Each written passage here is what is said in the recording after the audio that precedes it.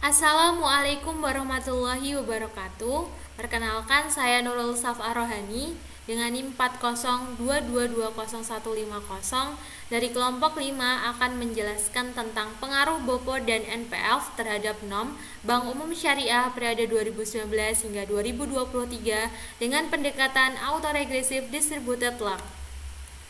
Suatu penelitian dilakukan untuk mengetahui pengaruh BOPO dan NPF terhadap NOM Bank Umum Syariah periode 2019 hingga 2023 dengan pendekatan autoregressive distributed lag. Termasuk dalam data time series karena hanya menggunakan satu objek yaitu bus pada periode 2019 hingga 2023, variabel independen X1-nya adalah BOPO, X2-nya adalah NPF, variabel dependent Y-nya adalah NOM. Langkah analisis. Yang pertama, pengujian statistik deskriptif. Yang kedua, pengujian stasionaritas. Yang ketiga, penentuan lag optimum. Yang keempat, model ARDL secara umum. Yang kelima, pengujian kointegrasi. Yang keenam, pengujian asumsi klasik. Yang ketujuh, interpretasi model jangka pendek. Yang kedelapan, interpretasi model jangka panjang. Langkah yang pertama, kita buka datanya. Lalu kita copy NOM, BOPO, NPF hingga akhir.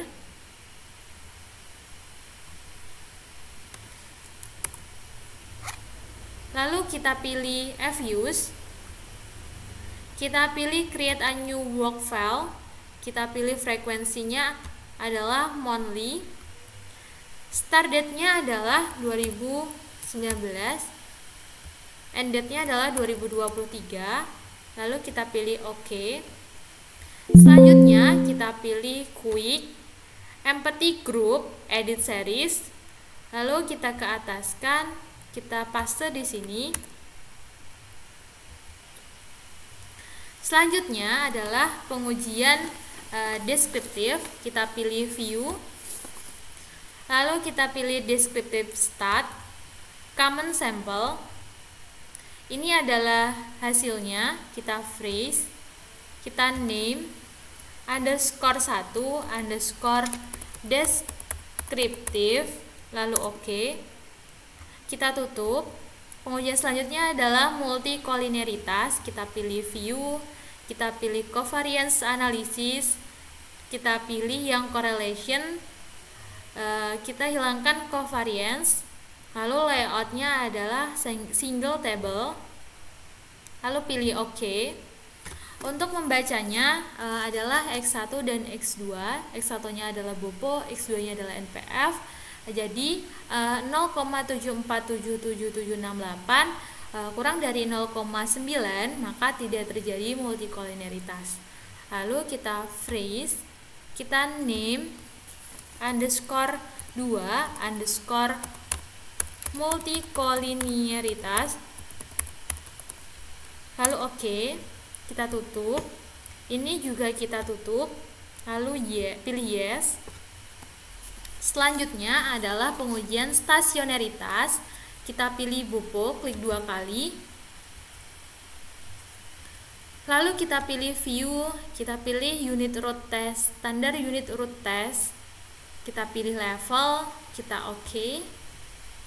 Kita lihat di bagian propnya adalah 0,4608, maka lebih dari 0,5, maka BOPO tidak stasioner pada tingkat level.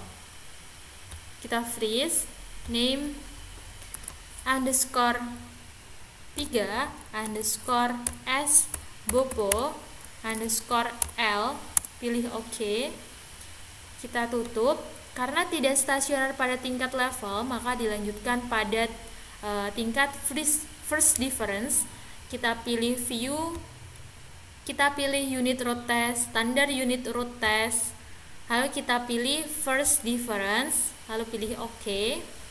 Kita lihat di bagian propnya 0,000, maka kurang dari 0,05, maka DBOPO stasioner pada tingkat first difference. Karena sudah stasioner, maka stop sampai di sini. lalu kita freeze, kita name underscore 3 underscore S Bopo underscore F, lalu oke, kita tutup. Ini juga kita tutup. Selanjutnya adalah NPF, kita klik 2 kali, kita pilih view, kita pilih unit root test, standar unit root test, kita pilih level, lalu oke. Kita lihat di bagian propnya 0,9615, maka lebih dari 0,05, maka NPF tidak stasioner pada tingkat level, maka dilanjutkan pada uji pada tingkat first difference. Ini kita freeze, kita name underscore 3 underscore S NPF underscore L, klik OK, lalu kita tutup. Maka dilanjutkan, kita pilih view, kita pilih unit root test, standard unit root test, kita pilih first difference, lalu pilih OK. Kita lihat di bagian propnya 0,0000, maka lebih kurang dari 0,05 di NPF stasioner pada tingkat first difference. Lalu kita freeze, kita name underscore 3 underscore S NPF underscore F, lalu oke. Kita tutup. Karena sudah stasioner pada tingkat first difference, maka stop sampai di sini. Lalu kita tutup. Selanjutnya adalah nom. Kita pilih view, kita pilih unit root test, standard unit root test, kita pilih level, kita pilih OK. Kita lihat di bagian propnya 0,6268, lebih dari 0,05, maka nom tidak stasioner pada tingkat level. Dilanjutkan pada tingkat first difference. Kita freeze, name underscore 3 underscore S nom underscore L, oke. Kita tutup. Kita pilih view, kita pilih unit root test, kita pilih standard unit root test, lalu kita pilih first difference, lalu pilih OK. Kita lihat di bagian propnya 0,0000, maka lebih kurang dari 0,05 denom stasioner pada tingkat first difference. Lalu kita freeze, name underscore 3 underscore S nom underscore F, kita pilih OK, lalu kita tutup. Ini juga kita tutup, maka sudah sampai di sini karena nom sudah stasioner pada tingkat first difference.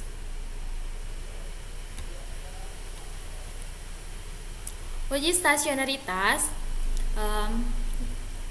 pada tingkat level, nom T-statnya adalah min 1,294130. Propnya adalah 0,6268, lebih dari 0,05, keputusannya adalah tidak stasioner. Maka dilanjutkan ke tingkat selanjutnya adalah first difference. T-statnya adalah min 8,837162, propnya adalah 0,0000, keputusannya adalah stasioner, maka stop sampai di sini. Lalu Bopo pada tingkat level, T-statnya min 1,630629, propnya adalah 0,4608, keputusannya adalah tidak stasioner, maka dilanjutkan ke tingkat selanjutnya adalah first difference. T-statnya adalah min 6,856888, propnya adalah 0,0000, keputusannya adalah stasioner, maka stop sampai di sini. Selanjutnya adalah NPF pada tingkat level, T-statnya 0,079724, propnya 0,9615, keputusannya adalah tidak stasioner. Lanjutkan pada tingkat first difference, T-statnya adalah min 8,425007, propnya adalah 0,0000, keputusannya adalah stasioner. Selanjutnya adalah model. Kita tekan CTRL, kita pilih nom, kita pilih BOPO, kita pilih NPF, klik kanan, open as equation. Lalu kita pilih metodenya adalah ARDL. Lalu kita pilih OK. Lalu kita name ARDL, lalu OK. Selanjutnya kita mencari model terbaik. Kita pilih view, kita pilih model selection summary, kita pilih kriteria graph. Kita lihat di bagian sini adalah 331, ini adalah model terbaiknya. Kita freeze, kita name underscore 4 underscore model underscore terbaik. Kita pilih OK. Selanjutnya kita tutup. Kita pilih view, kita pilih koefisien diagnostik, kita pilih long run from and bound test, lalu kita freeze, kita name underscore 5 underscore kointegrasi underscore bound. Kita pilih OK. Kita tutup.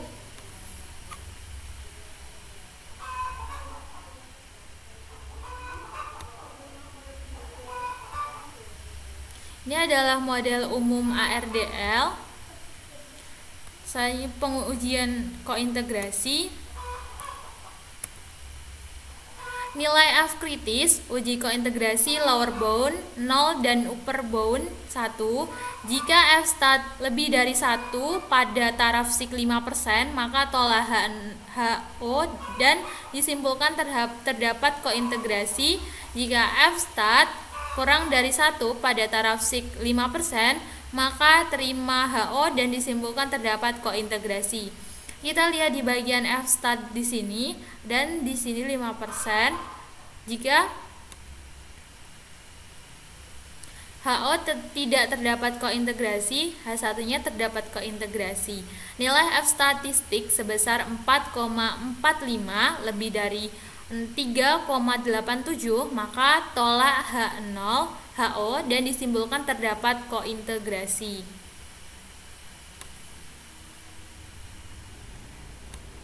Selanjutnya, model pendek, kita pilih view, kita pilih koefisien diagnostik, kita pilih error correction from, kita freeze, kita name underscore 6 underscore pendek, pilih OK, lalu ini kita tutup.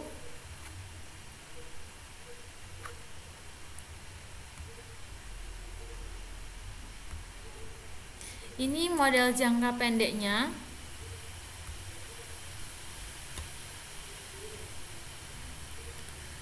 Selection model ARDL-nya 3,3,1 di sini. Dilihat koefisiennya. Denom T sama dengan min 0,028 dikali denom min 1, T min 1 ditambah 0,369 dikali denom min 2, T min 2 ditambah 0,032 dikali D bopo T ditambah 0,005 dikali D bopo min 1, T min 1 dikurangi 0,032 dikali D bopo min 2, T min 2 ditambah 0,217 dikali NPF T dikurangi 0,197 dikali koin AHI min 1, T min 1 ditambah ET.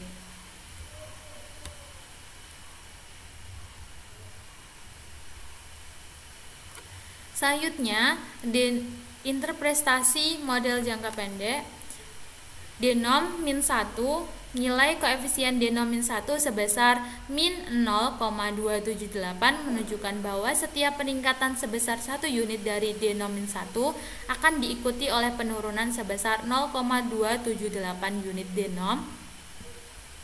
Dalam periode yang sama, ini mengindikasikan hubungan negatif antara denom min 1 dengan denom. Selanjutnya denom min 2, nilai koefisien denom min 2 sebesar 0,369 menunjukkan bahwa setiap peningkatan sebesar 1 unit denom min 2 akan diikuti oleh peningkatan sebesar 0,369 denom dalam periode yang sama. Ini mengindikasikan hubungan positif antara denom min 2 dengan denom. DBOPO, nilai koefisien DBOPO sebesar 0,032 menunjukkan bahwa setiap peningkatan sebesar 1 unit DBOPO akan diikuti oleh peningkatan sebesar 0,032 denom dalam periode yang sama. Ini mengindikasikan hubungan positif antara DBOPO dengan denom. Selanjutnya DBOPO min 1, nilai koefisien DBOPO min 1 sebesar 0,005 menunjukkan bahwa setiap peningkatan sebesar 1 unit DBOPO min 1 akan diikuti oleh peningkatan sebesar 0,005 denom dalam periode yang sama. Ini mengindikasikan hubungan positif antara DBOPO min 1 dengan denom. Selanjutnya DBOPO min 2, nilai koefisien DBOPO min 2 sebesar min 0,032 menunjukkan bahwa setiap peningkatan sebesar 1 unit DBOPO min 2 akan diikuti oleh penurunan sebesar 0,032 denom dalam periode yang sama. Ini mengindikasikan hubungan negatif antara DBOPO min 2 dengan denom. Selanjutnya DNPF, nilai koefisien DNPF sebesar 0,217 menunjukkan bahwa setiap peningkatan sebesar 1 unit dari DNPF akan diikuti oleh peningkatan sebesar 0,217 unit DNPF dengan periode yang sama. Ini mengindikasikan hubungan positif antara DNPF dengan denom. Coin equation min 1, nilai koefisien coin EQI min 1 sebesar min 0,197 menunjukkan bahwa terdapat penyesuaian negatif yang relatif kecil terhadap ketidakseimbangan jangka panjang dalam periode ARDL. Artinya jika terjadi deviasi dari keseimbangan jangka panjang, sistem akan mengoreksi sekitar 19,7% per bulan. Untuk kembali ke keseimbangan tersebut atau membutuhkan 100 dibagi 19,7 sama dengan 5,076 bulan. Ini mengindikasikan bahwa proses penyesuaian menuju keseimbangan berlangsung dengan kecepatan yang moderat.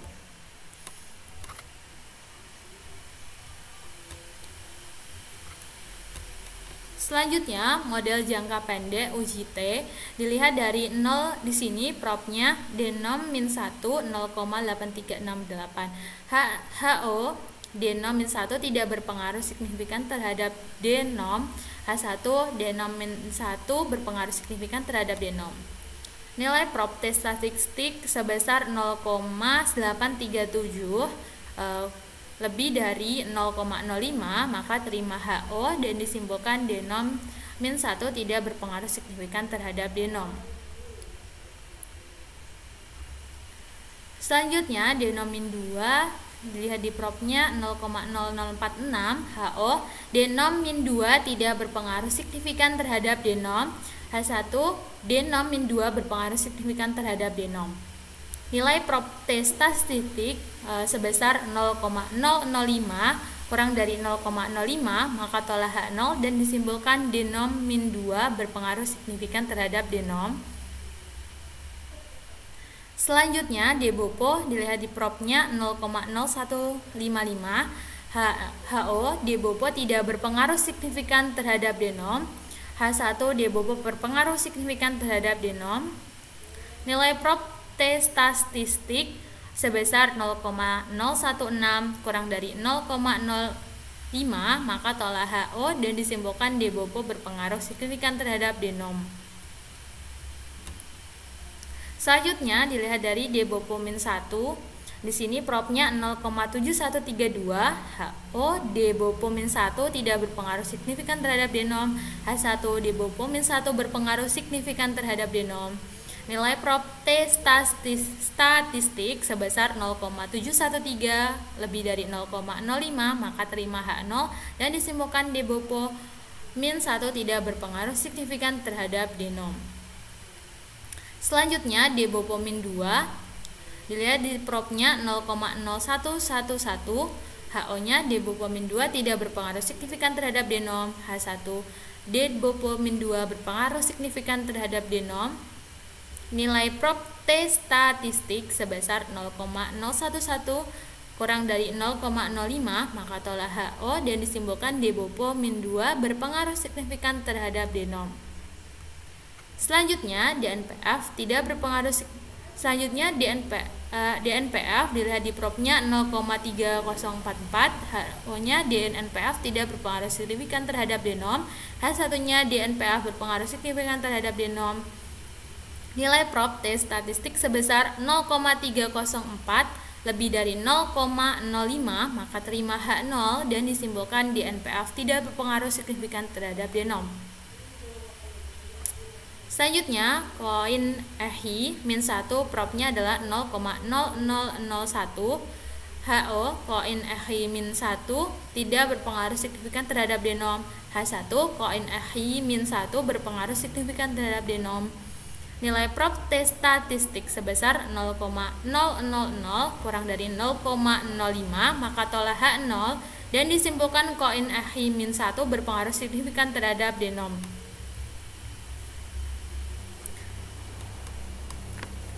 Selanjutnya, pengujian asumsi klasik. Normalitas kita pilih view, kita pilih residual diagnostik, kita pilih histogram normality test. Kita lihat probability-nya di sini 0,003349, karena kurang dari 0,05 maka residual tidak berdistribusi normal. Kita freeze, kita name underscore 7 underscore normalitas. Lalu kita pilih OK, kita tutup.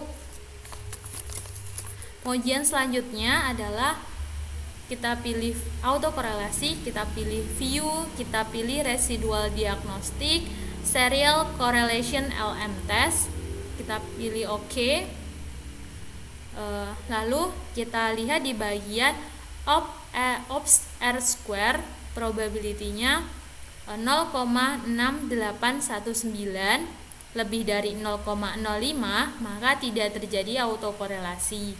Kita freeze, kita name underscore 7 underscore autokorelasi, kita pilih OK. Selanjutnya heteroskedastisitas, kita pilih view, kita pilih residual diagnostik, kita pilih heteroskedasticity test, kita pilih OK. Lalu kita lihat di bagian ops R square, prop G square 0,2016 lebih dari 0,05, maka tidak terjadi heteroskedastisitas. Lalu kita freeze, kita name underscore 7 underscore heteroskedastisitas. Lalu kita pilih OK, kita tutup. Selanjutnya adalah model jangka panjang, kita pilih view, kita pilih koefisien diagnostik, kita pilih long run from and bound test. Lalu kita freeze, kita name underscore 8 underscore panjang, lalu pilih OK.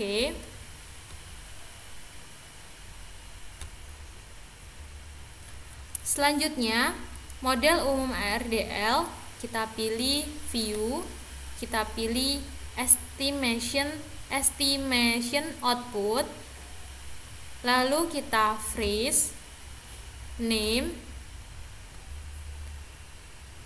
underscore 9 underscore model underscore umum underscore ARDL, lalu kita pilih OK, kita tutup, ini juga kita tutup, lalu kita pilih, kita simpan, kita pilih file, kita pilih save,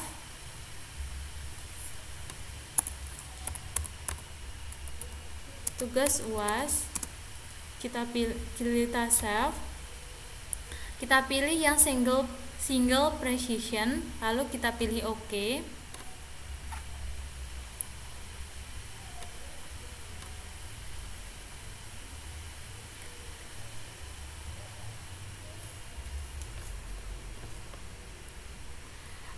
Untuk koefisien determinasi nilai adjusted R-square sebesar 0,919 atau 91,9% yang menunjukkan bahwa variabel bebas mampu menjelaskan variabel terikat atau norm sebesar 91,9% dan sisanya dijelaskan variabel lain di luar model. Kita lihat di bagian sini R-square-nya dan adjusted R-square-nya. Lalu